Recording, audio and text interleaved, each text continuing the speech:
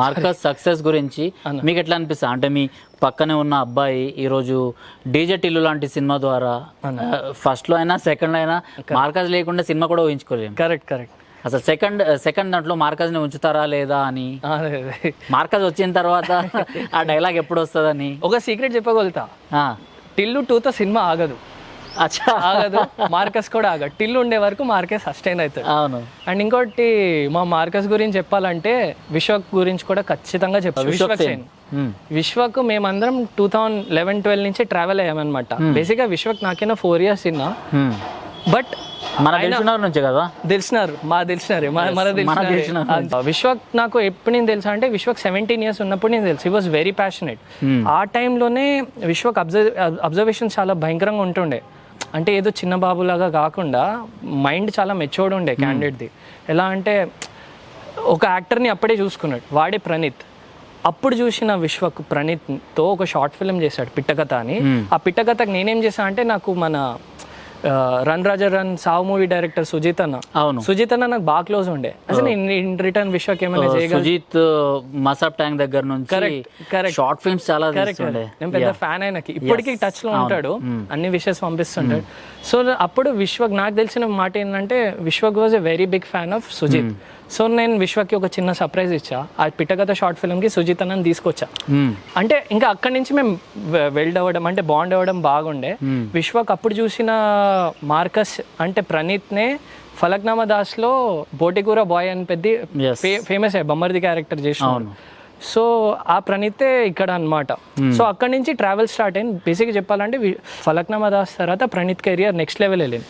మొన్న కూడా gangs of Godavari టైంలో కూడా విశ్వక్ చెప్తున్నాడు ప్రణీత్కి మా మూవీ క్యారెక్టర్ మర్చిపోయినా కానీ బోటిగూర బాయ్ అంటుండే. సినిమాలో క్లీన్ షేవ్ ఉండే అనమాట ప్రణీత్ది. కానీ సినిమా రిలీజ్ అయినాక ఇంత గడ్డం పెట్టుకుని తిరగడం ఎవడు గుర్తుపట్టకపోయేది. ఆడికి ఎన్నిసార్లు చెప్పినా ఆడు అర్థం చేసుకున్నాడు. ఇట్లా ఫన్ వేలో చెప్పేది అనమాట. సో అట్లానే అందరం అంటే ఒక లింక్ ఆఫ్ ఫ్రెండ్స్ అట్లా విజయ్కి నాకు కూడా ఒక లింక్ ఉంది. విజయ్ దేవరకొండ గారు ఆయన కూడా మన తెలిసినారే. బేసిక్గా బార్డర్ అనుకో సరూర్ నగర్ అని తెలుసుకున్నారు. మనది కొత్తపేట. మీరు కొత్తపేట, నేను చైతన్యపురి. విషయం కూడా పిఎన్టీ కాలనీ చైతన్యపురి. అట్లా కొంచెం ముందుకెళ్తే సైదాబాద్ లో ప్రణీత్. అలా అందరం అక్కడే. నందన్న కూడా బాగా క్లోజ్ అయ్యి బాగా సపోర్ట్ చేశారు. విజయ్ది నాది కూడా ఎట్లా అంటే విజయ్ అండ్ నేను ఎప్పుడు కలవలేదు ఫేస్ టు ఫేస్. బట్ ఏంటంటే మా ఇద్దరికి మ్యూచువల్ లక్ష్మీకాంత్ అని ఒక ఫ్రెండ్ ఉండేది అనమాట. సో 2012లో అప్పుడప్పుడు ఈ R15 బైక్లు రావడం ఇవన్నీ కామన్ అయిన తర్వాత విజయ్ షార్ట్ ఫిల్మ్స్ చేసేవాడు అనమాట. సన్నగా బాగా ఉండేవాడు. అయితే మేము చూసుకుంటుంటే ఈ అబ్బాయి షార్ట్ ఫిల్మ్ చేస్తే స్ట్రగుల్ అవుతున్నాడు. అంటే ఓకే సరే వన్ మోర్ బాయ్ లాగే అనుకున్నాం కానీ ఇంత ఎదుగుతాడని ఎవరు ఎక్స్పెక్ట్ చేయలే. మేము కూడా ఏం చిన్న చూపేం చూడలేదు. ఒకరినొకరు సపోర్ట్ చేసుకోవడమే కదా మనకు అప్పుడు తెలిసింది. అయితే లైఫ్ ఇస్ బ్యూటిఫుల్ టైంలో షూటింగ్కి బైక్ కావాలంటే మన R15 తీసుకొని పోయాడు.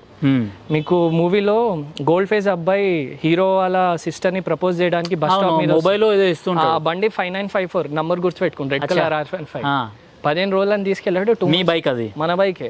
2 బైక్లు ఉంటాయి, ఒకటి 89 ఒకటి 5954 బైక్ నంబర్స్. బేసిక్గా మేము అలా పిలుచుకునేది అనమాట. బైక్ తీసుకెళ్ళాడు. 2 months తర్వాత బండి వచ్చింది. మంచిగా అనిపించాలి అప్పటి నుంచి. ఇప్పటికి ఎప్పుడైనా ఛాన్స్ దొరికి విజయ్ని అడుగుతా, నువ్వు బండి తీసుకోపోయినా బాగానే ఉంది కానీ తుక్కు చేసి ఇచ్చినావు కదా. బేసిక్గా వాళ్ళ డైరెక్షన్ డిపార్ట్మెంట్ వాడుకుని యాక్సిడెంట్ చేసి బండి సత్యనాశ్ చేసి ఇచ్చారు. అది సెకండరీ. బట్ అప్పట్లో R15 చాలా తక్కువ. అవునవును. అంటే అదే ఇంకా ఫ్యాషన్లో వచ్చిందనమాట బైక్. ఇంకా తీసుకుని పోయాడు. మంచి రాలే, దెబ్బకి ఇటు షిఫ్ట్ అయిపోయాడు ఊరికే అంటే.